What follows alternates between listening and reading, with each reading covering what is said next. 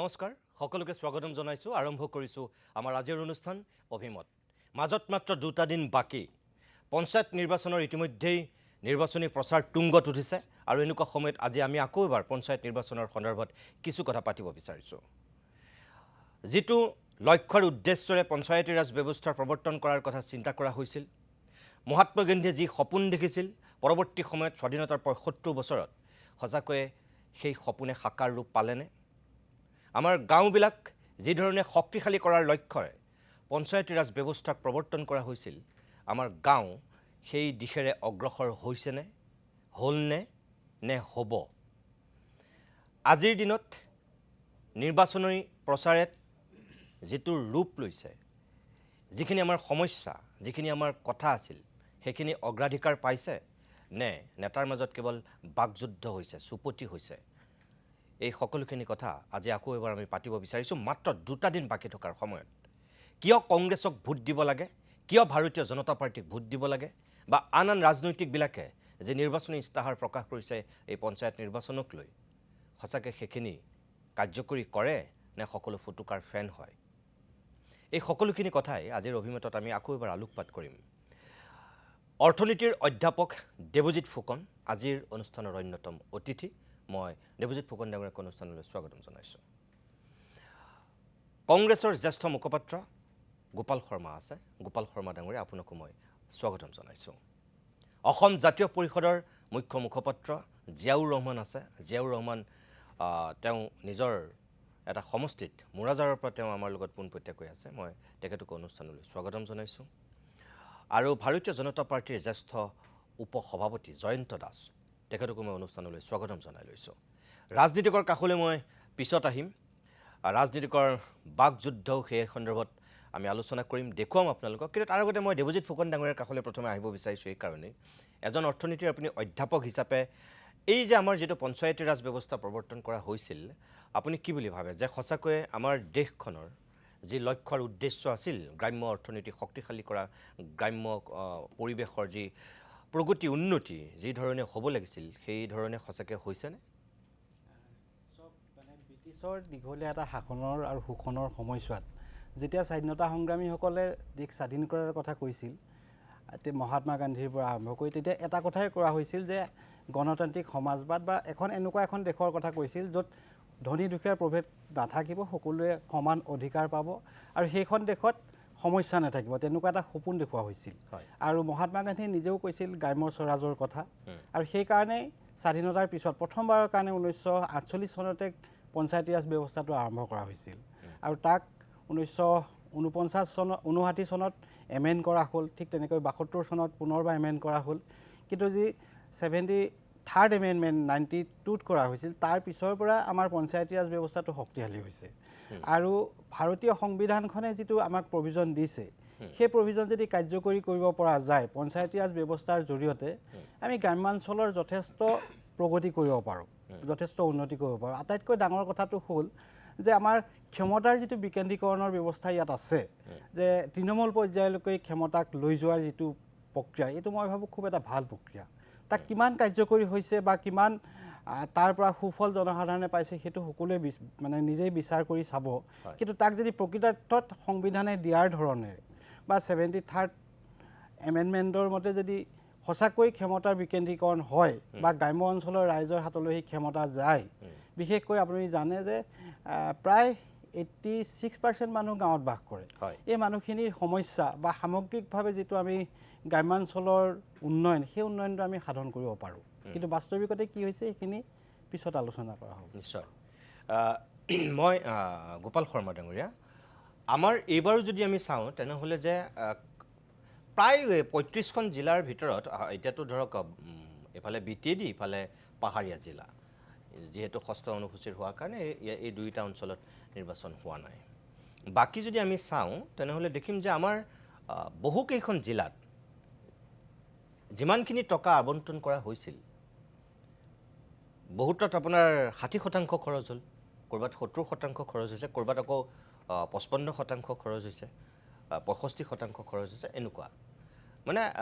মোটামুটি 75% মানুহে হাইয়েষ্ট খৰচ হৈছে চাগে বাকিবিলাক কিন্তু আমাৰ খৰচ কৰিব নোৱাৰিলে বা আমাৰ ক'ৰবাত টকা উভতি গৈছে বা ক'ৰবাত জমা হৈ থাকিল এনেকুৱা এটা পৰ্যায়ত থাকি গৈছে আমাৰ অসুবিধাটো ক'ত যে এই যিমানখিনি টকাৰ আবণ্টন দিয়া হয় তেখেতে যিটো কথা কৈছে বা মহাত্মা গান্ধীৰ যিটো সপোন সেই সপোনটোৱে সাকাৰ ৰূপ দিবলৈ হ'লে আমাৰ দেশখন যদি শক্তিশালী কৰিব লাগে তেনেহ'লে আমাৰ প্ৰত্যেকখন গাঁও শক্তিশালী হ'ব লাগিব আৰু এই পঞ্চায়তী ৰাজ ব্যৱস্থাই এইটো প্ৰত্যেকখন গাঁৱক শক্তিশালী কৰাৰ কথা কৈছিল আজি স্বাধীনতাৰ ৭৫ বছৰৰ পিছতো মহাত্মা গান্ধীৰ সেই সপোনটোৱে সাকাৰ ৰূপ পাইছেনে আপুনি ভাবেনে গ্ৰাম্য অৰ্থনীতি সেই ধৰণে শক্তিশালী হ'লনে মই এখেতৰ কথাটোত মই মানে হেৰি কৰোঁ সমৰ্থন কৰোঁ কাৰণ যেতিয়া আপোনাৰ মহাত্মা গান্ধীয়ে ভাৰতীয় জাতীয় কংগ্ৰেছ দলৰ নেতৃত্ব লৈছিলে এই স্বাধীনতা সংগ্ৰামৰ সেই অৱস্থাত তেওঁ বিভিন্ন অঞ্চল ঘূৰিছিলে বিভিন্ন মানুহৰ লগত আলাপ আলোচনা কৰিছিলে তেওঁ এটা কথা উপলব্ধি কৰিছিলে যে যিহেতু গ্ৰাম্য অঞ্চলতেই ভাৰতবৰ্ষৰ মেক্সিমাম মানুহে বসবাস কৰে গতিকে গ্ৰাম্য অঞ্চলৰ যদি উন্নয়ন নহয় তেতিয়ালৈকে আপোনাৰ ভাৰতবৰ্ষৰ উন্নয়ন সম্ভৱ নহয় এতিয়া আপোনাৰ কি হৈছিলে তেতিয়া তেওঁ তেতিয়াৰ সেই বস্তুটোৱে তেওঁৰ এই যিটো গ্ৰাম স্বৰাজৰ কথাটো কনচেপ্টটো এইটো আহিছিলে এতিয়া গ্ৰাম স্বৰাজৰ কনচেপ্টটো তেওঁ এইটো ভাৰত স্বাধীন হ'ল স্বাধীন হোৱাৰ পাছত ধৰি লওক আপোনাৰ এই গ্ৰাম স্বৰাজৰ কথাটোত তেখেতে কোৱাৰ নিচিনাকৈ বহুত ৰাজ্যত চেষ্টা কৰা হ'ল কিন্তু তাত চবতকৈ ডাঙৰ হেঙাৰ হিচাপে থিয় হ'ল এটা পুঁজিটো মানে এইটো এৰেঞ্জমেণ্ট কৰাত অসুবিধা আহিলে কাৰণ মানে আইনী যিটো আপোনাৰ হেৰিটো লাগে সেইটোতে পঞ্চায়ত ব্যৱস্থাত নাছিলে যদিও ৰাজেন্দ্ৰ প্ৰসাদ ডাঙৰীয়াৰ পাৰ্চিষ্টেঞ্চিৰ কাৰণে এই যেনিবা আপোনাৰ সংবিধানত এইটো এটা সুমুৱাই থোৱা আছিলে শেষত যেতিয়া আপোনাৰ ৰাজীৱ গান্ধী ডাঙৰীয়াৰ যেতিয়া প্ৰধানমন্ত্ৰী হৈ আছিলে তেতিয়া তেওঁ এই বস্তুটো আইনী ৰূপ দিয়াৰ কাৰণে তেওঁ চেষ্টা কৰে আৰু তাৰ ফলস্বৰূপে আজি এই তিনিখলপীয়া আপোনাৰ এই যিখন পঞ্চায়ত ব্যৱস্থা আমি পাইছোঁ আৰু ইতিমধ্যে এই পঞ্চায়ত ব্যৱস্থাত যথেষ্টখিনি পুঁজি আহি আপোনাৰ গ্ৰাম্য উন্নয়নৰ স্বাৰ্থত কাম কৰা আমি পৰিলক্ষিত হৈছে কিন্তু এতিয়া আমি এইখন চৰকাৰত আমি দেখিছোঁ তেখেতসকলে বিকেন্দ্ৰীকৰণৰ সলনি তেওঁলোকে কেন্দ্ৰীভূত কৰাত মানে আৰম্ভ কৰিছে আজি চাব আপোনাৰ এই পঞ্চায়ত ইলেকশ্যন আছিলে এমাহ এইটো 1 বছৰ 3-4 মাহ আগতে হ'ব লাগিছিলে তেওঁলোকে এইটো পিছুৱাই দিছে তে পিছুৱাই যোৱাৰ ফলত আপোনাৰ যথেষ্টখিনি পুঁজি আপোনাৰ তেওঁলোকে খৰচ কৰিব নোৱাৰে সেইখিনি উভতি যাব লগা অৱস্থা হৈছে সেই একেটা আমি দেখিছিলোঁ যে আপোনাৰ যেতিয়া অসম গণ পৰিষদৰ চৰকাৰ আছিল তেওঁলোকৰো আপোনাৰ এই পঞ্চায়ত নিৰ্বাচন সময়মতে পতাত এটা অনিয়া হৈছিল নিৰ্বাচন পতাই নাছিল গতিকে আমি কিন্তু আপুনি চাব যে 15টা বছৰ যেতিয়া আপোনাৰ কংগ্ৰেছ দলৰ যেতিয়া চৰকাৰ আছিলে কংগ্ৰেছ দলে এই বিকেন্দ্ৰীকৰণৰ কথাবিলাকত আপোনাৰ যথেষ্টখিনি গুৰুত্ব দিছিলে আৰু বহুতো ছাবজেক্ট পায় তেতিয়া মোৰ মনত আছে আপোনাৰ প্ৰায় 29টামান ছাবজেক্ট এই গছত কিন্তু তাতো মানে কি হৈছিলে আপোনাৰ পলিটিকেল ইণ্টাৰভেনশ্যন কিছুমান আছিলে যে পাৱাৰ ষ্ট্ৰাকচাৰ যিটো আছিলে নহয় গতিকে মানে ধৰি লওক বিধায়কজনে হয়তো নাই এইটো মোৰ হাতৰ পৰা ওলাই গৈ যাব গতিকে এই টনাজৰ মাজত কিন্তু আজি যথেষ্টখিনি এই বস্তু আহিছে কিন্তু দুৰ্ভাগ্যবশতঃ আমাৰ এই চৰকাৰখনে এই পঞ্চায়ত ব্যৱস্থাটোক যেনেকৈ আপোনাৰ আগবঢ়াই লৈ যাব লগা হৈছিলে সেই তেনেকৈ আগবঢ়াই লৈ যাব পাৰে মই আপোনাৰ এটা চিম্পুল উদাহৰণ দিছোঁ যে MNREGA আপোনাৰ যিটো যাৰ জৰিয়তে এই দুখীয়া মানুহখিনিক আপোনাৰ অকল গাঁও অঞ্চলৰ উন্নয়নেই নহয় লগে আপোনাৰ আপোনাৰ এটা 100 দিনৰ কাৰণেও আপোনাৰ এটা সুৰক্ষা দিছিলে যে 100 দিনৰ কিন্তু তেওঁলোকে এই প্ৰায় ইয়াতে আপোনাৰ 68,000 মানে আপোনাৰ হেৰি আছে জব কাৰ্ড হোল্ডাৰ আছে মাত্ৰ আপোনাৰ 6,800 মানহে আপোনাৰ কৰিব মানে 10% মানে কৰিব গৈছে আৰু MNREGAৰ আপোনাৰ যিটো পুঁজি সেই পুঁজি ডেট হেজ বিন কাৰ্টিল আৰু মানে ইট হেজ নাও ডিবিটেড টু অনলি 10% গতিকে আচল যিটো পাৰ্পাছ সেই পাৰ্পাছটো আপোনাৰ কৰিছে আৰু আপুনি চাব যিটো আপোনাৰ কিষাণ আপোনাৰ প্ৰাইম মিনিষ্টাৰ যিটো কিষাণ আঁচনি যিটো কথা কৈছে তাতো আপুনি যে কিষাণৰ সলনি তেওঁলোকৰ এই সাংগু পাংগুবিলাকহে আপোনাৰ এই আঁচনিবিলাকৰ সুবিধাবিলাক পাইছে গতিকে এই অগ্ৰসৰ চান্স পাইছে আপুনি দেখিব আপোনাৰ এই অৰুণোদয় যিটো আঁচনিৰ কথা কৈছে অৰুণোদয় আঁচনিত কি হৈছে যে হঠাতে আপোনাৰ দেখিলে আপোনাৰ নতুন কিছুমান আহি গ'ল আৰু পুৰণা কিছুমান কাটি দিলে আকৌ এই বস্তু যিটো হৈছে কাৰণ তেওঁলোকে এটা ফিক্স পুঁজিত কাম কৰি আছে কিন্তু তেওঁলোকে প্ৰচাৰটো ইমান ডাঙৰকৈ কৰিছে তাৰ ফলত একচুৱেলি এতিয়া লাহে লাহে বিভিন্ন ডিষ্ট্ৰিক্টবিলাকতো এই আঁচনিবিলাকৰ এগেইনষ্টে আৰু তাতো আপোনাৰ মানে এই দুৰ্নীতিৰ কথাটো আহিছে তেওঁলোকে কৈছে যে আমাৰ ইয়াত একদম মানে ট্ৰেন্সপাৰেঞ্চি সাংঘাতিক ট্ৰেন্সপাৰেঞ্চি যে তেওঁলোকে ডাইৰেক্ট পইচা একদম একাউণ্টত জমা হৈ যাব বুলি কৈছে কিন্তু তেওঁলোকে এটা কথা মানে কৰে তেওঁলোকৰ সাংগু পাংগুসকলে যে একাউণ্টত জমা হোৱাৰ আগতে তেওঁলোকৰ পকেটত যে এটা কমিশ্যন সোমাই পৰিছে সেই কথাটো কিন্তু তেওঁলোকে প্ৰচাৰৰ পৰা অবভিয়াছলি তেওঁলোকে কেলৈ প্ৰচাৰ কৰিব কিন্তু এই কথাটো জল পটকৈ আহি আছে এতিয়া আমি ভাবিছোঁ আপুনি এইখন পঞ্চায়তটো আপুনি দেখিছে এতিয়া তেওঁলোকে কিহত শংকিত হৈছে আমি বুজি নাপাওঁ কিহত শংকিত হৈছে আজি তেওঁলোকে গাৰ জোৰত বিৰোধী পক্ষৰ আপোনাৰ কেণ্ডিডেটবিলাকক হেঁচা দি পেলাই তাৰপৰা উইড্ৰ কৰা হৈছে নদুৱাৰত আপোনাৰ গোটেই সমষ্টিটোতে আপোনাৰ গোটেইখন নাইকিয়া হৈ গ'ল তাত মানে আপোনাৰ কোনো পঞ্চায়ত নাই চব মানে ইণ্ডিপেণ্ডেণ্ট বিজেপি কেণ্ডিডেট জিকি আহিলে ঠিক তেনেধৰণে বহুতক পইচা পাতি দম দি আৰু এতিয়া আমি এনেকুৱা হৈছে আমি মানে যেতিয়া আমি কেণ্ডিডেট বিচাৰি নোপোৱা অৱস্থা এটা হৈ গৈছে এইটোতো কোনোদিন নোহোৱা নোপোচা ঘটনা কংগ্ৰেছৰ যেতিয়া দিন তাত আছিলে কংগ্ৰেছে সদায় সংবিধানক সন্মান কৰি আহিছিলে আৰু ৰাইজৰ যিটো আপোনাৰ যিটো মানে আশা আকাংক্ষা পূৰণৰ স্বাৰ্থত সদায় কাম কৰি আছিলে যিয়ে নহওক কিন্তু আজি এইটো প্ৰতিফলিত হোৱা নাই এইটো বৰ দুৰ্ভাগ্যজনক কথা হয় মই আহিম আকৌ আপোনাৰ কাষলৈ মই জিয়াউৰ ৰহমানৰ কাষলৈ যাব বিচাৰিছোঁ জিয়াউৰ ৰহমান আপুনি আজি ৰাজনৈতিক দলৰ এজন মুখপাত্ৰ আপুনি মুৰাজাৰৰ পৰা পোনপটীয়াকৈ আমাৰ লগত যিহেতু আছে মই ধন্যবাদ জনাইছোঁ ব্যস্ততাৰ মাজত সময় দিছে ইয়াৰ আগতে আপুনি এজন সাংবাদিকো আছিল গ্ৰাম্য অৰ্থনীতিৰ কথা আমি যিখিনি ইয়াত পাতিছোঁ পঞ্চায়তী ৰাজ ব্যৱস্থাৰ যিটো লক্ষ্য আৰু উদ্দেশ্য ৰাজনীতিক হোৱাৰ উপৰিও এজন আপুনি সুনাগৰিক অসমখনৰ আপুনি ভাবেনে গাঁৱত ঘূৰি ফুৰিছে যিহেতু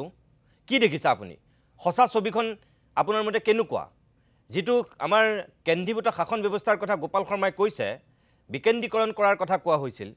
একেবাৰে তলৰ পৰ্যায়লৈ লৈ যোৱাৰ কথা হৈছিল কিন্তু এখেতে কৈছে যে নাই এতিয়াও কিন্তু কেন্দ্ৰীভূত হৈ থাকিল বিকেন্দ্ৰীকৰণ নহ'ল আপুনি কি দেখিছে নিতুমণি শইকীয়া ডাঙৰীয়া আপুনি মোক প্ৰশ্নটো কৰি থাকোঁতে মই এটা নিশ্বাস এটা এৰিছোঁ আপোনাৰ প্ৰশ্নটোৱেই মোৰ মনত দুখ লগাই দিছে যে আমি সঁচাকৈ গাঁও অঞ্চলত এখন দুখ লগা ছবি দেখিবলৈ পাইছোঁ আমাৰ দেৱজিৎ ফুকন ডাঙৰীয়াই কৈছে যে ৮৬% মানুহ আমাৰ দেশৰ গাঁৱত থাকে হয় আমাৰ অসম ৰাজ্যৰো প্ৰায়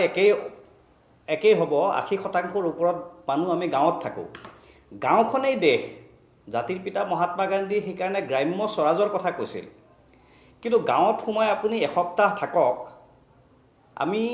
দুৰ্ভাগ্যজনক কথা হতাশ হ'বলগীয়া হয় যে যিখন অসমৰ ছবি আমি গুৱাহাটীত বহি দেখোঁ যিখন অসমৰ ছবি আমি টিভিৰ কেমেৰাত টিভিৰ স্ক্ৰীণত দেখা পাওঁ আচলতে গাঁও সেইখন নহয় গাঁৱৰ অৰ্থনৈতিক অৱস্থা গাঁৱৰ ইনফ্ৰাষ্ট্ৰাকচাৰ আচলতে বিধ্বস্তপ্ৰায় অৱস্থা তাতকৈ ডাঙৰ কথা মই আপোনাক মাত্ৰ এটা সৰু উদাহৰণ দিওঁ আজি মই আমবাৰী বজাৰত বহি থাকোঁতে দুগৰাকী মহিলাক লগ পালোঁ সুদূৰ ৰেংবেঙৰ পৰা আহিছে আহি পেলাই মোক কৈছে আমি বহি থকা মানুহকেইজনক কৈছে যে বোপাইহঁত মোৰ ছোৱালীজনীক মই কলেজত এডমিশ্যন দিম কিতাপ কিনি দিম মোক অকণমান সহায় কৰা অসমীয়া হিন্দু সম্প্ৰদায়ৰ মহিলা মই কথাটো আপোনাক এইকাৰণে বুজাইছোঁ মানে এই শব্দটো উচ্চাৰণ কৰিছোঁ আপুনি কথাটো মন কৰিব যে আমাৰ চৰকাৰে কৈ থাকে যে আমি গাঁৱৰ মানুহৰ কাৰণে অজস্ৰ বস্তু দিছোঁ স্কিম দিছোঁ অৰুণোদয় দিছোঁ মই সুধিলোঁ মহিলাকেইগৰাকীক যে মাসকল তোমালোকে অৰুণোদয় আঁচনি পোৱা নাইনে তোমালোকে নিযুত মইনা আঁচনি পোৱা নাইনে তোমালোকে চৰকাৰৰ অন্যান্য আঁচনি পোৱা নাইনে কিয় তোমালোকে আহি মানুহৰ হাতত হাত পাতিবলগীয়া হৈছে মানুহকেইগৰাকীয়ে মোক উত্তৰ দিছে যে এইবোৰ কথা কৈ আপোনালোকে আমাক লাজ নিদিব আমি একো পোৱা নাই আমাৰ অৱস্থা এটা সময়ত ভাল আছিল আমি এতিয়া মগনীয়াত পৰিণত হৈছোঁ নিতুমণি শইকীয়া ডাঙৰীয়া এইখন হৈছে গাঁৱৰ ছবি আমি কিতাপত বাতৰি কাকতত যি পঢ়োঁ বা লিখোঁ সংবাদ মাধ্যমৰ টিভিৰ কেমেৰাৰ আগত মোবাইলৰ স্ক্ৰীণত আমি যি দেখোঁ কিন্তু বাস্তৱৰ জগতখন হৈছে গাঁও অঞ্চলৰ অৱস্থা বিধ্বস্ত যদি গাঁৱে দেশ গঠন কৰে যদি গাঁৱে দেশ নিৰ্মাণ কৰে যদি গাঁৱৰ অৰ্থনীতিয়েই দেশৰ অৰ্থনীতি তেতিয়াহ'লে আমি এখন বিধ্বস্ত দেশ আমি এখন বিধ্বস্ত ৰাজ্য গাঁৱত সোমাই মোৰ এই অনুভৱ হৈছে মই আপুনি কৈছে সাংবাদিক আছিলোঁ ইমান বছৰে মই গুৱাহাটীত থাকোঁ ৰাজনৈতিক দলৰ মই কেন্দ্ৰীয় সমিতিত আছোঁ মই গুৱাহাটীত থাকিবলগীয়া হয় গাঁৱত বেছি সময় অতিবাহিত কৰাৰ মোৰ সুবিধা মই পোৱা নাছিলোঁ এইবাৰ নিৰ্বাচনত আহি মই সোমাইছোঁ যিখন পৃথিৱী আমি বিশ্ব গুৰু বুলি কৈ পেলাই যিখন অসম বা যিখন ভাৰতৰ কথা আমি কল্পনা কৰোঁ সেই পৃথিৱীখন কিন্তু গাঁৱত নাই জিয়াউৰ ৰহমান আপুনি যিটো কথা কৈছে হয়তো হয় কিন্তু এইটোও ঠিক যে যোৱা কিছু বছৰৰ পৰা আমাৰ আগৰ যিটো পৰিৱেশ আছিল সেই পৰিৱেশটো গ্ৰাম্যাঞ্চলত নাই বিশেষকৈ ৰাস্তা ঘাটৰ ক্ষেত্ৰত 2001 চনৰ পৰাই তৰুণ গগৈ ডাঙৰীয়া যেতিয়া প্ৰথম মুখ্যমন্ত্ৰী হৈছিল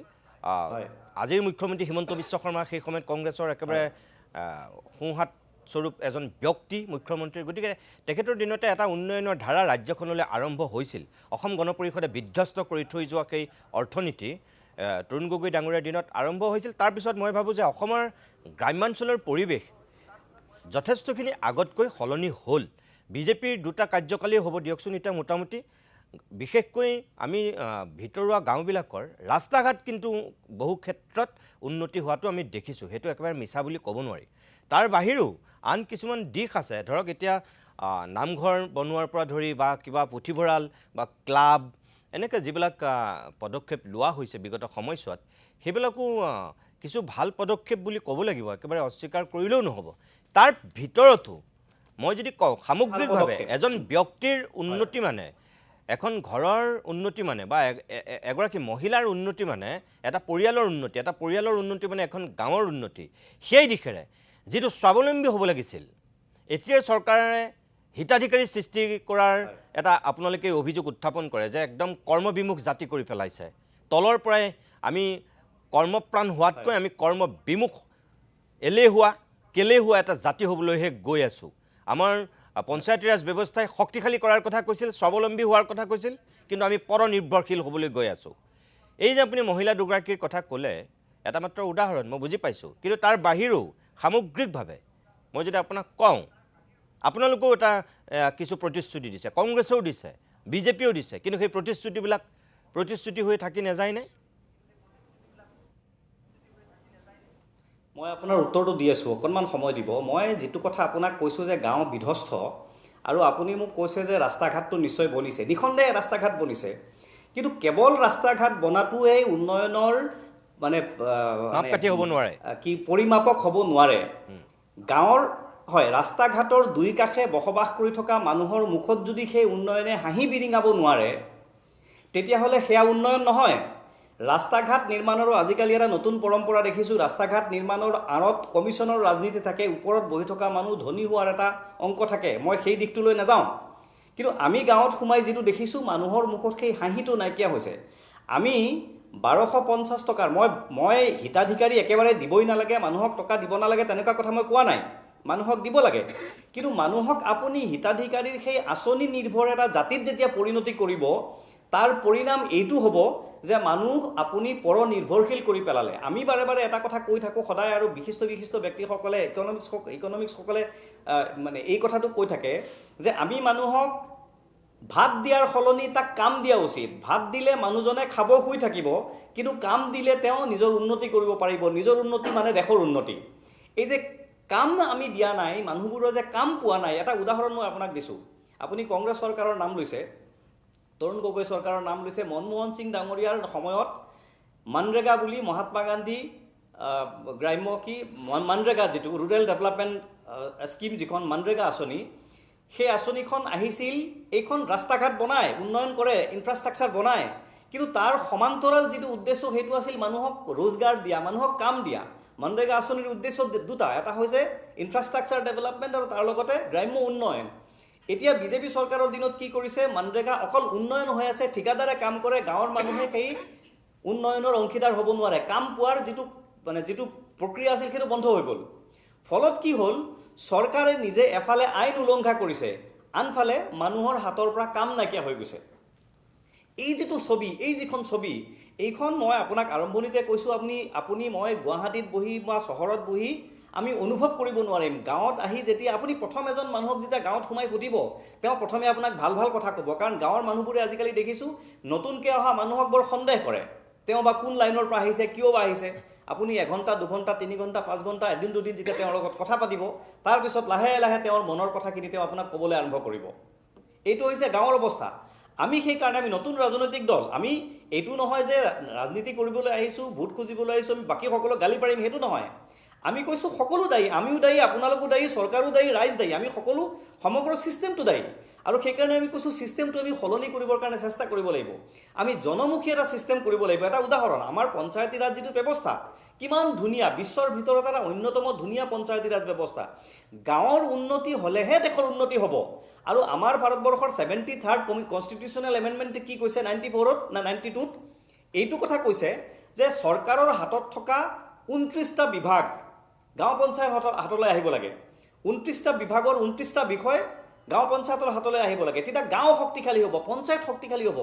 এই যে কেন্দ্ৰীয় চৰকাৰ, ৰাজ্য চৰকাৰ আৰু লোকেল ছেল্ফ গভৰ্ণমেণ্ট, যিটো central government, state government and local self government, গাঁৱত হ'লে গাঁও পঞ্চায়ত, চহৰত হ'লে পৌৰ নিগম, পৌৰসভা, এই যিটো লোকেল ছেল্ফ গভৰ্ণমেণ্ট যিটো, সেইটো একেবাৰে দুৰ্বল হৈ আছে। আৰু লোকেল ছেল্ফ গভৰ্ণমেণ্ট ব্যৱস্থাটো আমাৰ ইয়াত দুৰ্নীতিৰ একেবাৰে অভিকেন্দ্ৰত পৰিণত কৰি পেলোৱা হৈছে। ঠিক আছে, মই আপোনাক এই ব্যৱস্থাটো সলনি কৰিব লাগিব। হয়,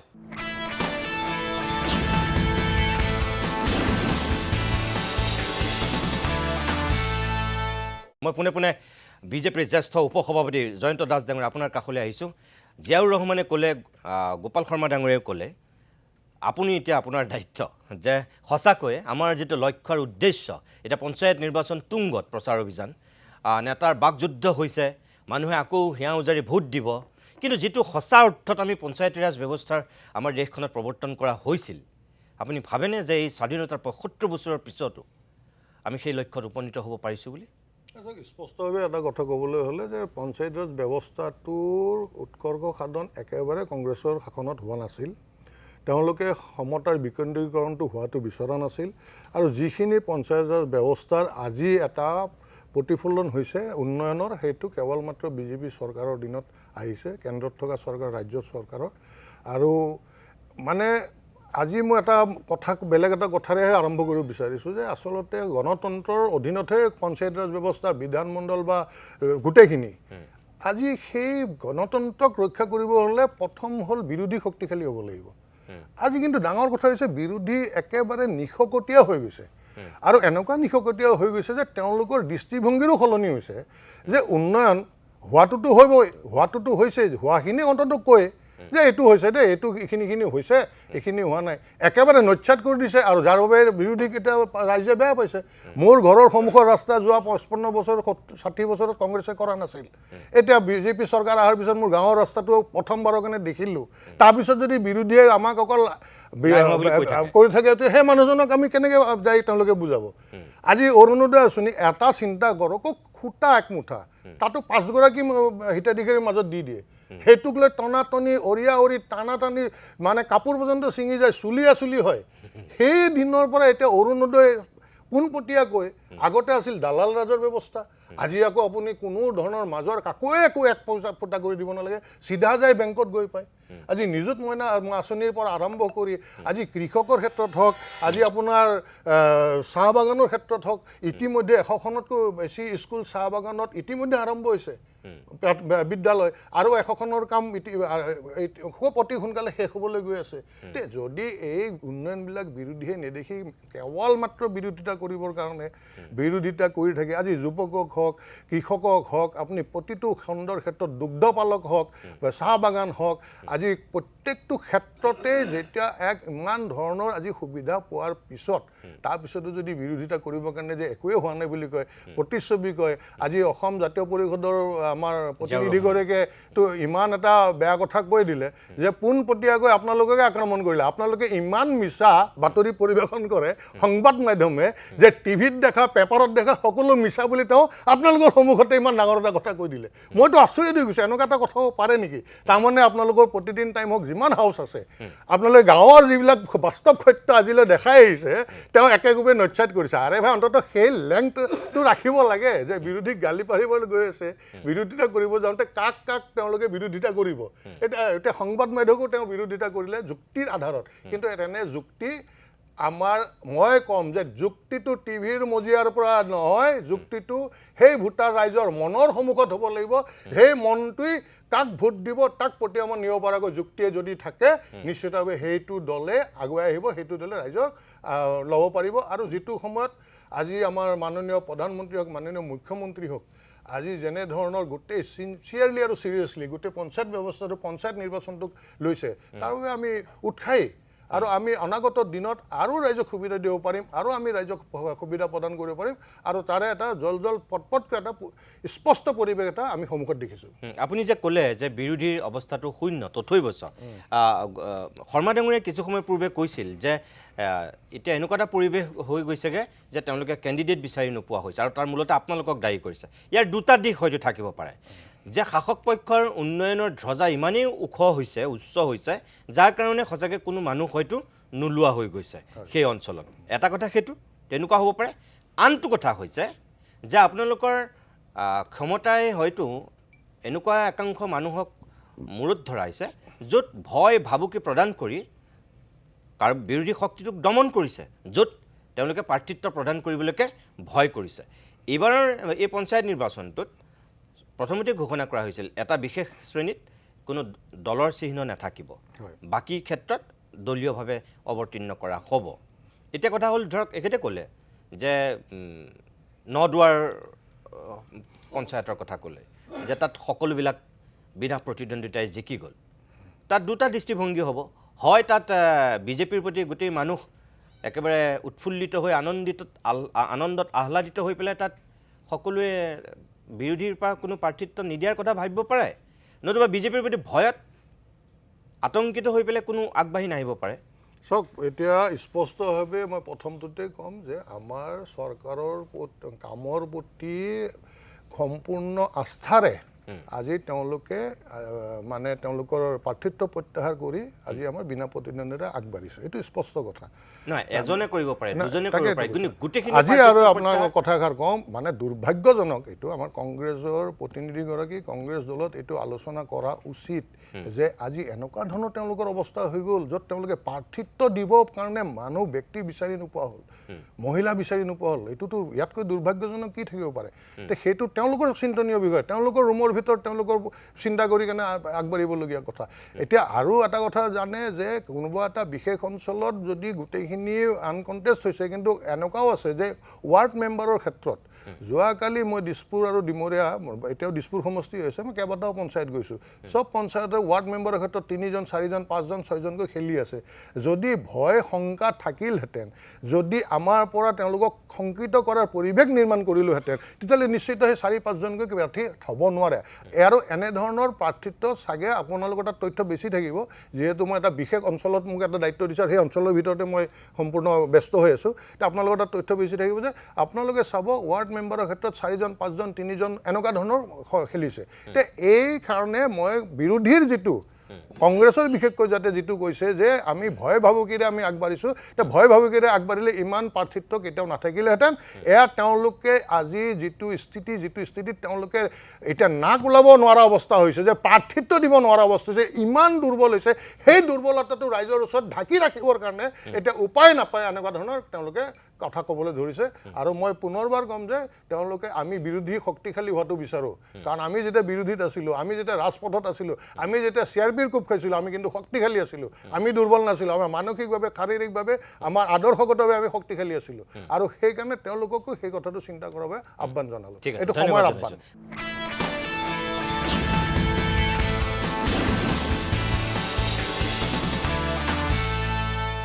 মুখ্যমন্ত্ৰীয়ে শেহতীয়াকৈ গোটেই নিৰ্বাচনী প্ৰচাৰত কংগ্ৰেছক যেতিয়া ক্ষুৰোধাৰ সমালোচনা কৰিছে কেইটামান বিশেষ বাক্য কৈ আছে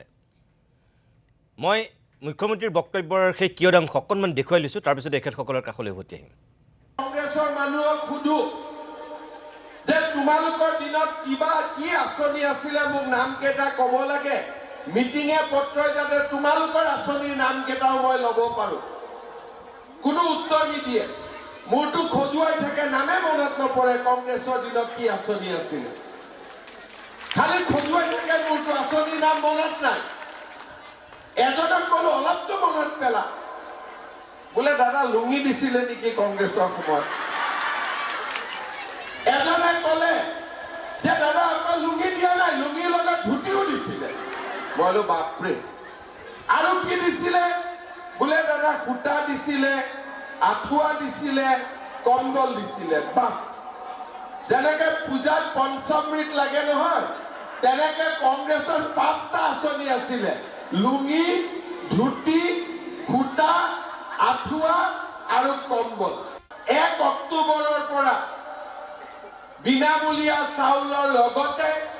ৰেচন কাৰ্ডত আপোনালোকক আমি কম দামত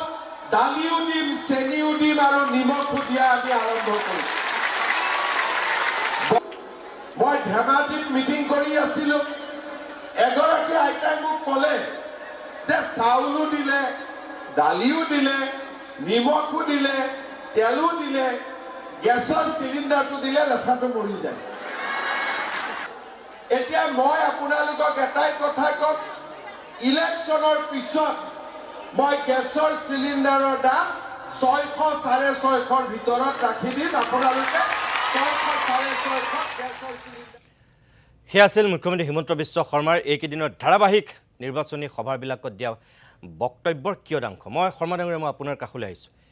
সঁচাকৈ আপোনালোকৰ দিনত এই পঞ্চামৃতৰ বাহিৰে বেলেগ একো নাছিল নেকি এতিয়া ডাঙৰ কথাটো যে পঞ্চামৃতৰ হোতা কোন আছিল হিমন্ত বিশ্ব শৰ্মা ডাঙৰীয়াই তেখেতৰ ৰাজনৈতিক জীৱন আৰম্ভ ক'ত কৰিছিলে? বিজেপিত নহয়, তেখেত কৰিছিলে কংগ্ৰেছত। আৰু তৰুণ গগৈ ডাঙৰীয়াৰ সেই কোমল স্পৰ্শত তেওঁ আজি এই অৱস্থা পাইছেহি। তৰুণ গগৈ ডাঙৰীয়াই তেওঁ গোটেই যিমানখিনি আপোনাৰ দায়িত্ব তেওঁ আছিলে, আপোনাৰ যেতিয়া আপোনাৰ দেখিব যিটো ডিপাৰ্টমেণ্টত চবতকৈ বেছি ফাণ্ড আহে সেই ডিপাৰ্টমেণ্টৰ সদায় মন্ত্ৰী আপোনাৰ হিমন্ত বিশ্ব শৰ্মা। তো হিমন্ত বিশ্ব শৰ্মা ডাঙৰীয়া যেতিয়া আপোনাৰ সেই ডাঙৰ আপোনাৰ ডিপাৰ্টমেণ্টত মানে বেছি পুঁজি অহা, চেণ্টাৰৰ পৰা বেছি পুঁজি অহা ডিপাৰ্টমেণ্টত যেতিয়া তেওঁ কাম কৰে, সেইটোত তাৰমানে বেছিকৈ আপোনাৰ এমপ্লয়মেণ্ট হয়। সেই এমপ্লয়মেণ্টৰ কোনে ডিষ্ট্ৰিবিউশ্যন কৰে, কোনে এমপ্লয়মেণ্টবিলাক দিয়ে? হিমন্ত বিশ্ব শৰ্মা ডাঙৰীয়া। যেতিয়া শিক্ষা বিভাগত আপোনাৰ বহুত পুঁজি আহি যায়, তেতিয়া তেওঁ শিক্ষামন্ত্ৰী হৈছিলে। আপুনি মই ক'বলগীয়া নাই, মানে গ' বেক লুক এট ইট, আপুনি দেখিব এইটোৱে সঁচা কথা। গতিকে এইজন আপোনাৰ এই ৫০ মিটাৰ হোতাও আছিল তেখেতে। আপুনি চাওক এতিয়া আপোনাৰ কথাবিলাক কিমান তেৰাবেকাকৈ তেওঁলোকে কৈছে। আপুনি আঁঠুৱাখন কিহৰ কাৰণে কাক দিছিলে? আঁঠুৱাখন আপোনাৰ সেই সময়ত মেলেৰিয়াৰ যিটো প্ৰাদুৰ্ভাৱ হৈছিলে, মেলেৰিয়াৰ প্ৰাদুৰ্ভাৱৰ হোৱাৰ কাৰণে তাত মেডিচিনেল যিখন আপোনাৰ নেট আঁঠুৱা সেইখন দিছিলে। সেইখন আপোনাৰ এনেই আপোনাৰ যিকোনো মানুহক সেই আঁঠুৱাখন দিয়া নাছিলে, আপোনাৰ মেলেৰিয়াৰ পৰা যাতে ৰক্ষা কৰিব পাৰে মানুহখিনিক দিছিলে। সূতা কাক দিছিলে? মহাত্মা গান্ধীয়ে তেতিয়াই কৈ গৈছিলে যে আপোনাৰ অসমীয়া জীয়ৰী বোৱাৰীয়ে তাঁতশালত সপোন ৰচনা কৰিব পাৰে। গতিকে এই যিখিনি গাঁৱৰ মহিলা আপুনি এইটো ক'ব বিচাৰিছে সূতা এইকাৰণে দিয়া হৈছিল তেওঁলোক কাম কৰিবলৈ বাধ্য নহয়, তেওঁলোক কামো কৰিলে তাৰ কিছু বেছি তেওঁলোকে তাৰ পৰা আকৌ পুনৰ সেইখিনি কাম কৰিলে তাৰ উপাৰ্জনৰ বাট হ'ল, আৰু কিছু অংশ তেওঁলোকে নিজৰ কাৰণে ৰাখিবলৈ। এই কথাটো আছিলে। কম্বল কাক দিছিলে? কম্বল দিছিলে ৮০ যিখিনি বৃদ্ধ, যিখিনিক চোৱা চিতা কৰিবলৈ এতিয়াও নাই। আপুনি এতিয়াও ৰাজপথত বহুত বৃদ্ধ মানুহ আপোনাৰ পৰি আছে, আপুনি দেখিছে আজি যিটো অৱস্থা। গতিকে সেই সময়ত সেই মানুহখিনিক টাৰ্গেট কৰা হৈছিলে। কিন্তু এওঁলোকে যিহেতু তেওঁলোকৰ যিটো আপোনাৰ যিটো ফেইলাৰ্ছ যিটো সেইটো ঢাকিবৰ কাৰণে বিভিন্ন আৰু হেমন্ত বিশ্ব শৰ্মা ডাঙৰীয়াৰকে আৰু কথা ইফাল সিফাল কৰাৰ তেওঁৰ ওপৰত জানো কোনোবা মানুহ আছে? আপুনি চাব তেওঁলোকে এই ভাৰতীয় জনতা পাৰ্টীয়ে কংগ্ৰেছ মুক্ত ভাৰতৰ কথা চিন্তা কৰে, মানে কথা কয়। আৰু তেওঁলোকেই কয় যে বিৰোধী শূন্য হ'লে আপোনাৰ গণতন্ত্ৰ কেনেকৈ ছাৰ্ভাইভ কৰিব। চাব ইজ ডাবল টক। এফালে তেওঁলোকে কয় যে স্ববিৰোধী স্থিতি তেওঁলোকে কয়। আপুনি এই কংগ্ৰেছ মুক্ত আপোনাৰ যিটো কৰিবলৈ গৈ তেওঁলোকে ৪০০ পাৰ কৰিবলৈ গৈছিলে ২০২৪ চনত ৩০৩ পৰা একে কোবে ২৪০লৈ নামি আহিলে। আপোনাৰ ৰাইজে কথাবিলাক বুজি পায়তো। আপুনি চাব আজি ভাৰতবৰ্ষত বহুত আপোনাৰ চৰকাৰ পাৰ হৈ গৈছে, কিন্তু আজিলৈকে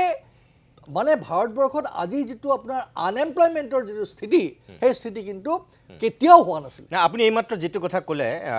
৪০০ পাৰ হোৱাৰ পৰা গৈ ২৪০ নমালে, মই আপোনাক এটা কথা কৈছোঁ যে আমি দেখোঁ যে তাৰ আগতো হয় বাজপেয়ীৰ দিনতো দেখিছিলোঁ যে একদম পুৰা ঢৌ আছিল, কিন্তু পিছত ৰিজাল্টটো বেলেগ হৈ গ'ল, হয়নে? সেইটো আমি দেখিলোঁ। এতিয়া মোক কওক যে বিজেপিৰ বিৰুদ্ধে চাবলৈ গ'লে আপাতত কোনো প্ৰতিষ্ঠান বিৰোধী ঢৌ নাই। এতিয়া আপোনালোকে যদিও কিছুমান কথা কৈ আছে সেই তেনেকুৱা ঢৌটো দেখা নাই। তৎসত্ত্বেও নিৰ্বাচনসমূহৰ ফলাফলে কয় অধিকাংশ ভোটাৰ বিজেপিৰ বিৰোধী। এতিয়া লোকসভা নিৰ্বাচনৰ কথাই আপুনি ক'লে, এতিয়া বিৰোধীতে থাকে, তাৰ পাছতো গৈ চৰকাৰ কিন্তু বিজেপিৰ হয়, শাসন কিন্তু বিজেপিয়ে কৰিবলগীয়া পৰিৱেশ এটালৈ যায়। আপোনালোকৰ গণ্ডগোলটো ক'ত তেতিয়াহ'লে? আমাৰ গণ্ডগোল একো নাই। গণ্ডগোল তেওঁলোকে আপোনাৰ চাওক আজি চবতকৈ ডাঙৰ প্ৰত্যাহ্বানটো হৈছে সংবিধান ৰক্ষা কৰা। আপোনাৰ যিখন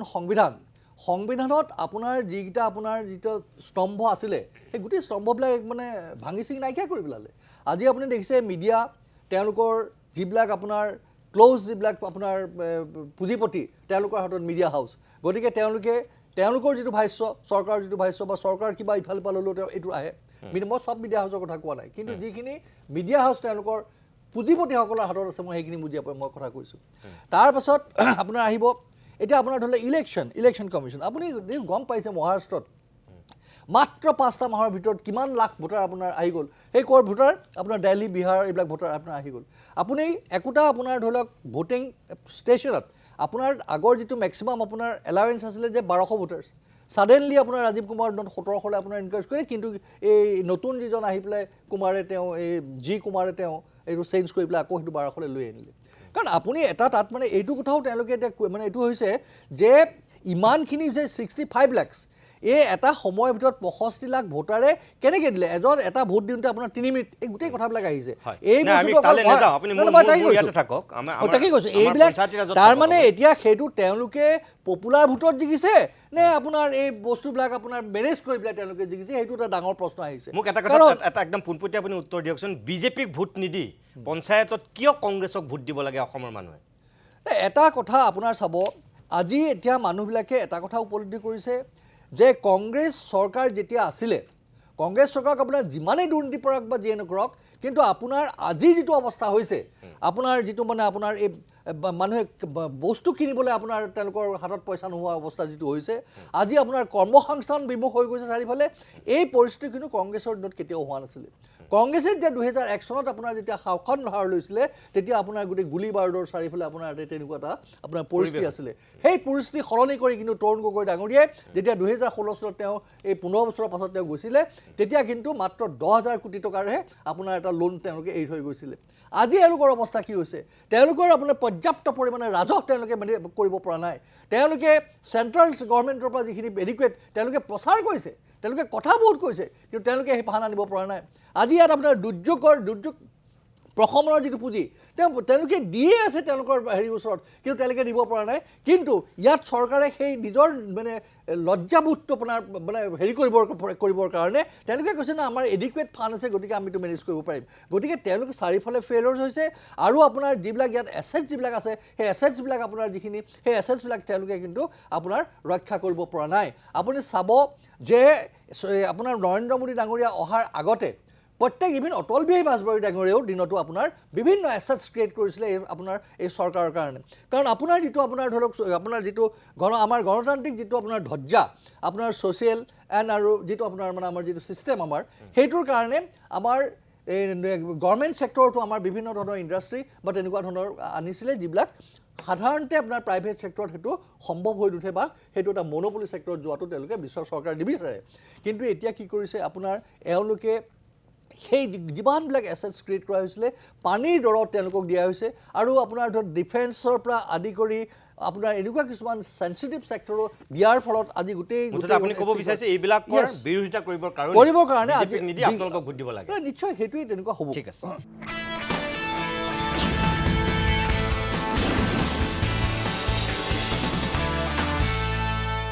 ৰাজনীতিকৰ মাজত বাকযুদ্ধ হ'বই মই দেৱজিৎ ফুকন ডাঙৰীয়া মই আপোনাৰ কাষলৈ আহিছোঁ আপুনি অৰ্থনীতিৰ এগৰাকী অধ্যাপক হিচাপে আপুনি মই ব্যক্তিগতভাৱেও জানো যে আপোনাক গোলাঘাট বা সেই যোৰহাট সেই অঞ্চলটোৰ আপোনাৰ বিভিন্ন সামাজিক অনুষ্ঠানৰ লগত আপুনি প্ৰত্যক্ষভাৱে জড়িত বিভিন্ন সভা সমিতিত আপোনাক আমন্ত্ৰণ কৰে আপুনি এগৰাকী সমাজ বিজ্ঞানীৰ দৃষ্টিভংগীৰে যদি কথা এটা কয় মই ক'ব বিচৰা কথাটো হ'ল দুৰ্নীতি বিশেষকৈ আমাৰ কি কংগ্ৰেছ চৰকাৰৰ দিনতেই কওক কি বিজেপিৰ দিনতেই কওক যদিও দুৰ্নীতিৰ বিৰুদ্ধে এখেতসকলে কথা কয় কিন্তু আমাৰ একদম তলৰ পৰ্যায়ত সেই গ্ৰাম্য পৰিৱেশত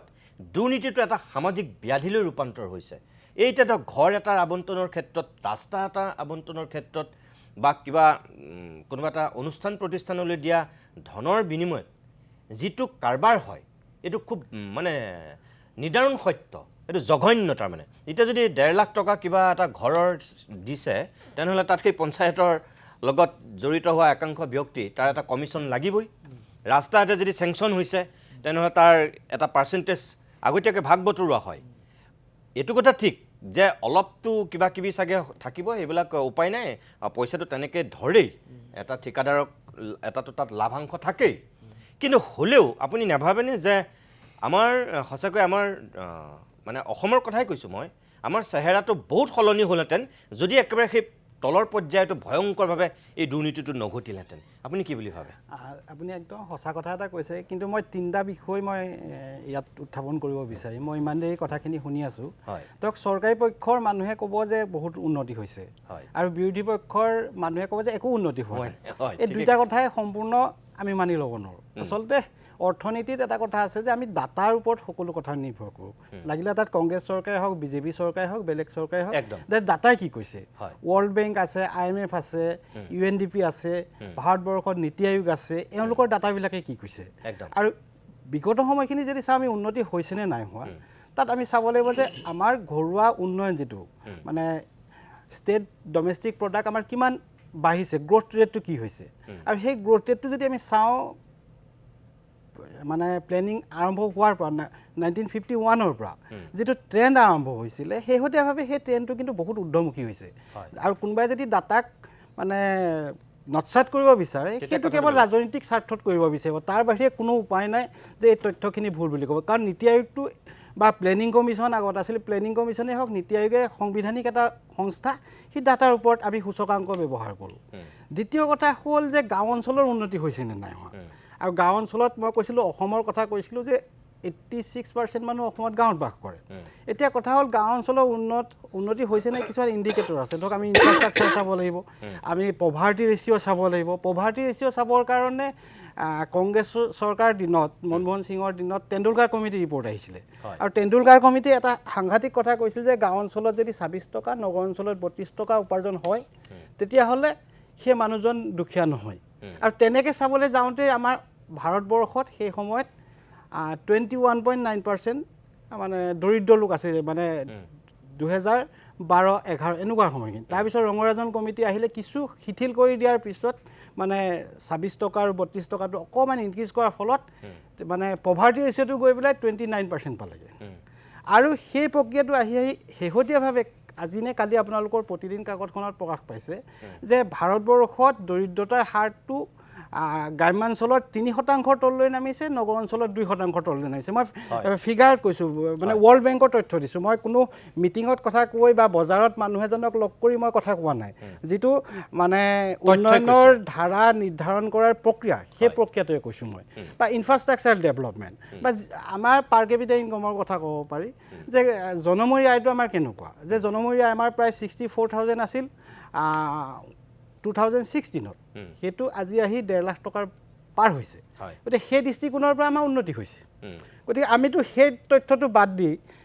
মানে কাৰোবাক সুধি পেলাই ক'ব নোৱাৰোঁ যে উন্নতি হৈছে নে নাই হোৱা 1,54,000 মান হৈছে 1,54,000 হৈছে 1.5 লাখতকৈ বেছি হৈছে 1,54,000 মই শেষ কৰি লওঁ কথাতে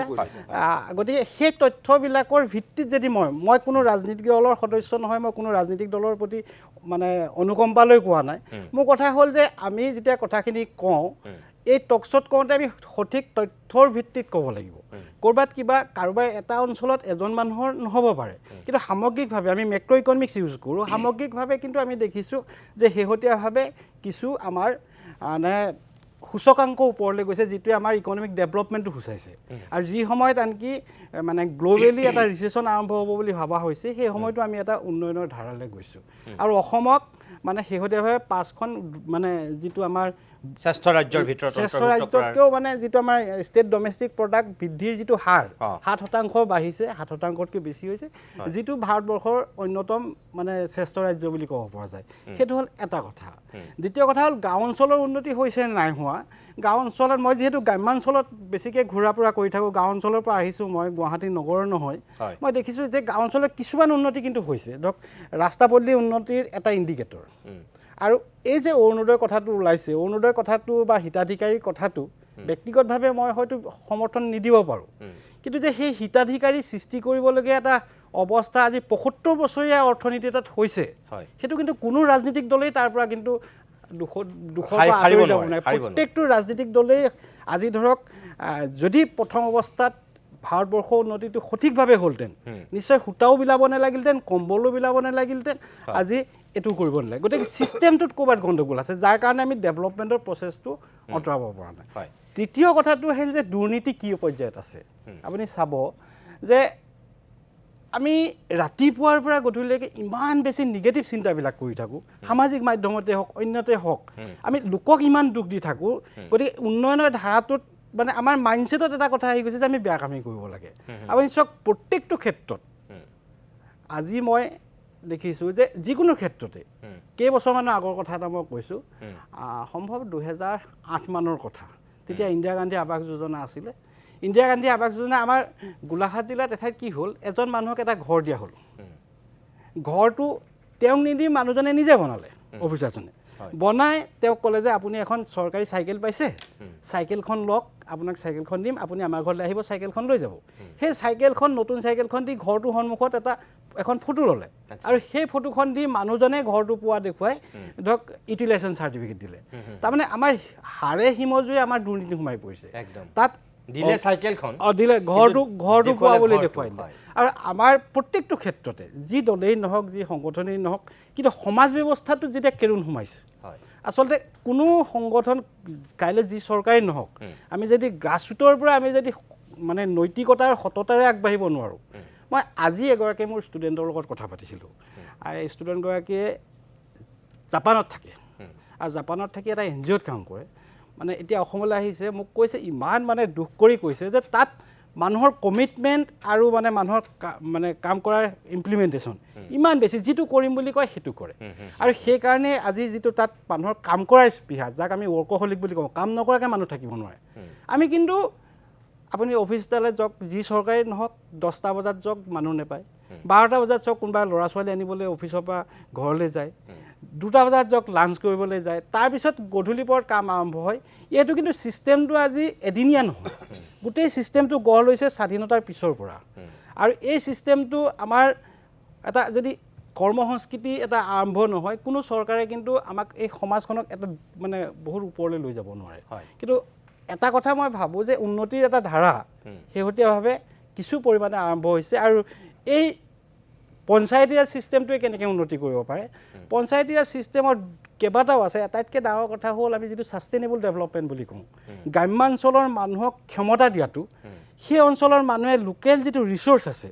সেই ৰিচোৰ্চখিনি লৈ গাঁৱতে এটা প্লেনিং কৰি কেনেকৈ সদব্যৱহাৰ কৰিব পাৰে তাত যদি এটা পুখুৰী আছে এখন কমিউনিটি নাৰ্চাৰী কৰিব পাৰে আৰু আটাইতকৈ ডাঙৰ কথা যিটো এনৰেগাৰ কথা কোৱা হৈছে যদিও এনৰেগাত 100 দিনৰ কামৰ কথা কোৱা হৈছে কিন্তু তাৰ লগত 64টা বিষয় আছে যি 64টা বিষয়ৰ জৰিয়তে গাঁও অঞ্চলৰ উন্নতি কৰিব পাৰে কিন্তু তাত যিখিনি মানুহ জড়িত হৈ আছে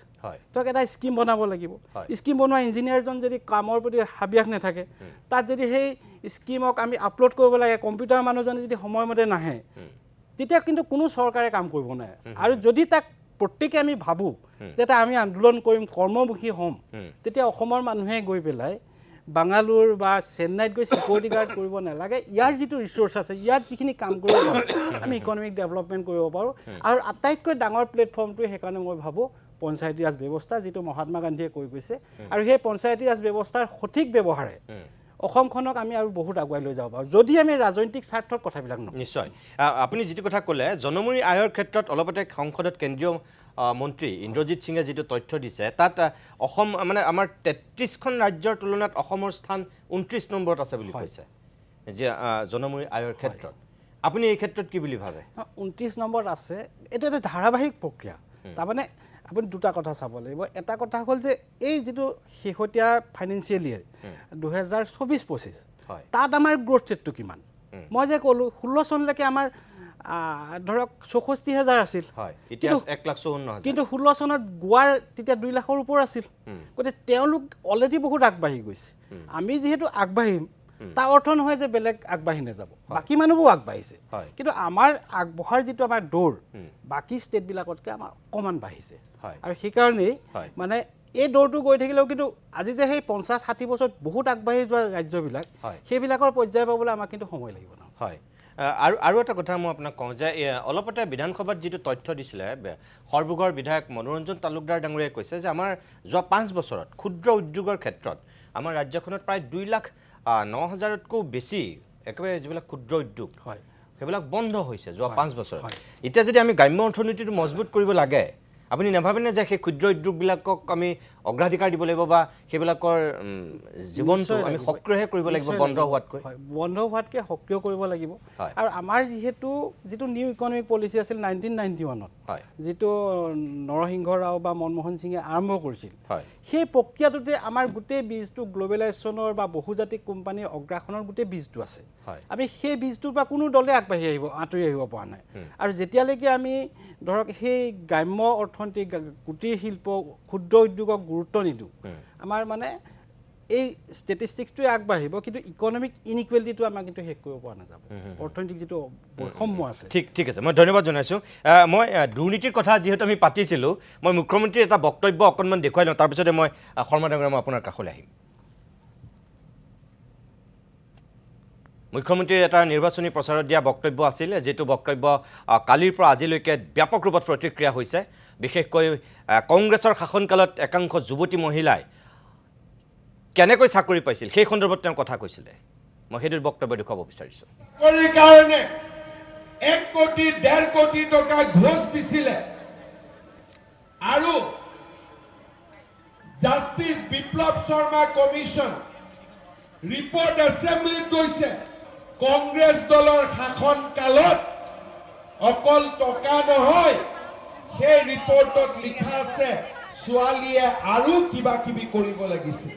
ক'ব মই নোৱাৰো, মুখ খুলিব মই নোৱাৰো, লিখা আছে। কালি মুখ্যমন্ত্ৰীয়ে কৈছে যে অসমীয়া যুৱতীয়ে কংগ্ৰেছৰ দিনত চাকৰি ল'বৰ কাৰণে সতীত্ব হেৰুৱাবলগীয়া হৈছিল। ডক্টৰ, ইঞ্জিনিয়াৰ, স্কুলৰ শিক্ষয়িত্ৰী, অংগনবাদী কৰ্মী, আশা কৰ্মী, নাৰ্ছ,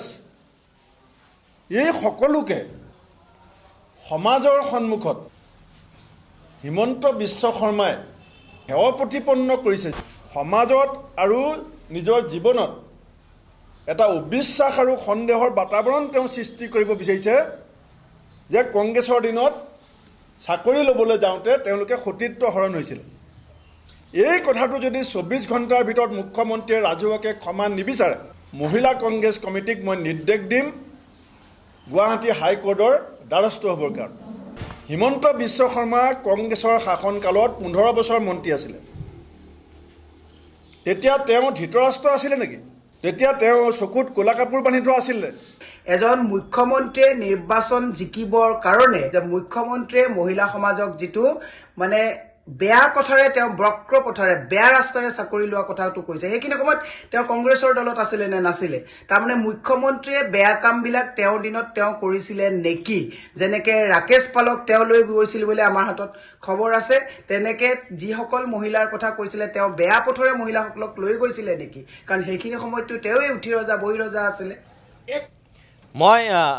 জিয়াউৰ ৰহমানৰ কাষলৈ পোনে পোনে গৈছোঁ। জিয়াউৰ, আমি অনুষ্ঠানটো শেষ কৰিব লাগিব, সময় শেষ হৈছে যিহেতু। মাজত 2টা দিন বাকী, নিৰ্বাচন আহিব আৰু যাব, কিন্তু আমি সমাজখনক, আমি মানুহবিলাকক আমি মানুহ কৰি ৰাখিব লাগিব। নেতাৰ বাকযুদ্ধ হয়, কিন্তু নেতাৰ বাকযুদ্ধ হোৱাৰো এটা সীমা থকা উচিত। মুখ্যমন্ত্ৰীৰ বক্তব্যটো তীব্ৰ আপত্তি দৰ্শাইছে ভূপেন বৰা বা মীৰা বৰঠাকুৰৰ দৰে মানুহে।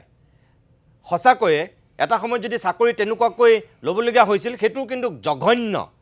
গৰিহণাযোগ্য। আৰু যদি সেইখিনি হোৱা নাছিল, মুখ্যমন্ত্ৰীয়ে যদি এনেই কৈছে, সেইটোও গৰিহণাযোগ্য।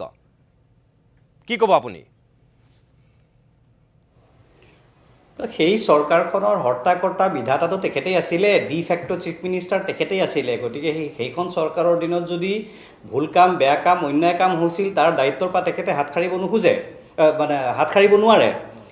তেখেতে মুখ চুপতি মৰা কথা কয়, মুখ্যমন্ত্ৰীৰ পদৰ মৰ্যাদা লাঘৱ কৰিছে, গতিকে তেখেতৰ লগত আমি মুখ চুপতি মাৰিবলৈ নাযাওঁ, সেইটো অন্য কথা। এনেকুৱা কথা এগৰাকী মুখ্যমন্ত্ৰীৰ মুখত শোভা নাপায়, ৰাইজে এইটো বিচাৰ কৰিব। মূল কথাটোলৈ আহোঁ।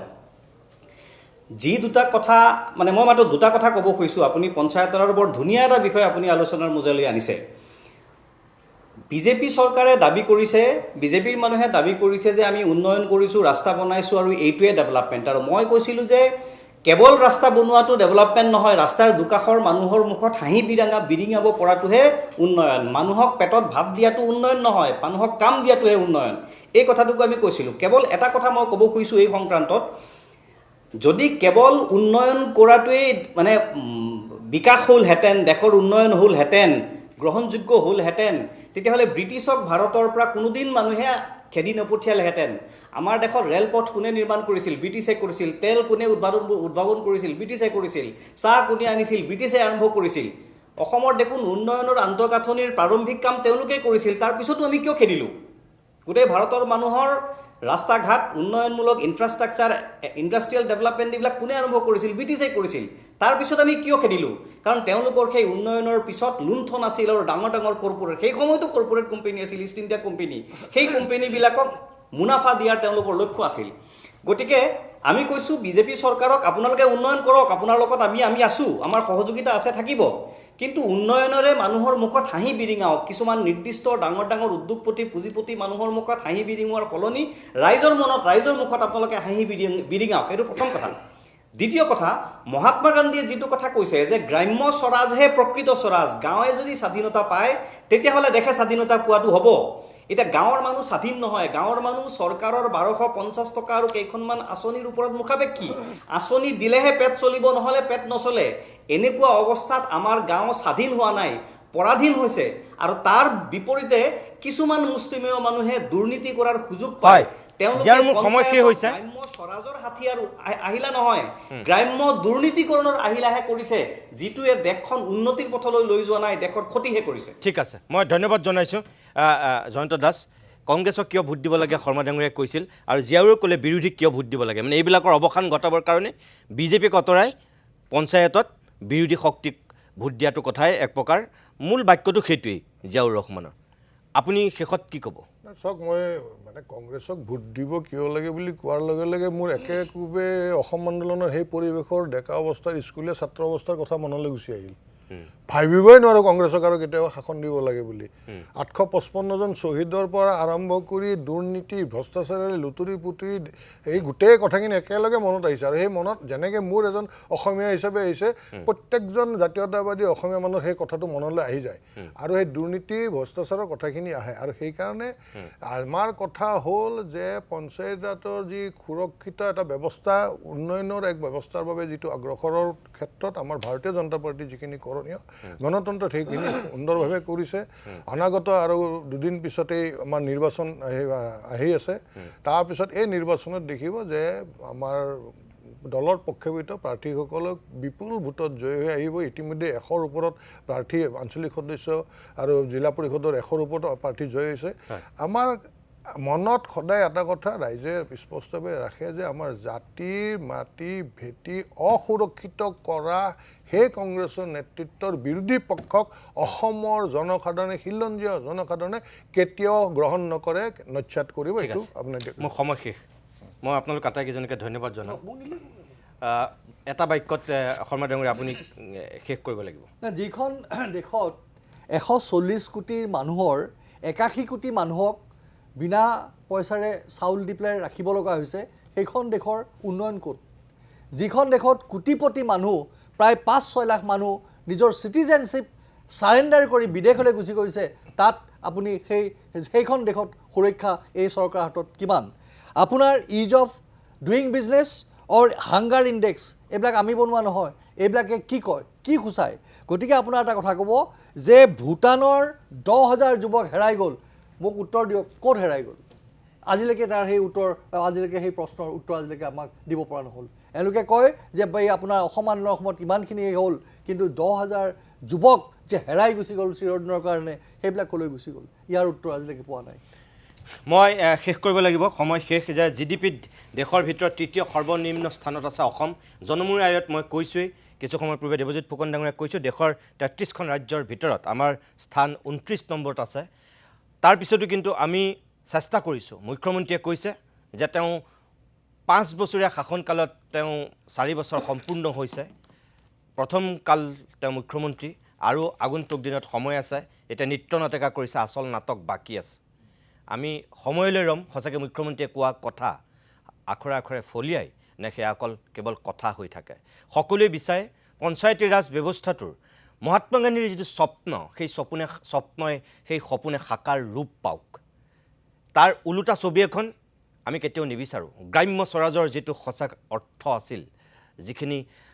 সপোন দেখিছিল সেই সময়ত সকলোৱে, সেয়াহে আমাৰ সকলোৱে কাম্য। তাৰ বিপৰীত ছবি এখন কোনেও কেতিয়াও আশা নকৰে।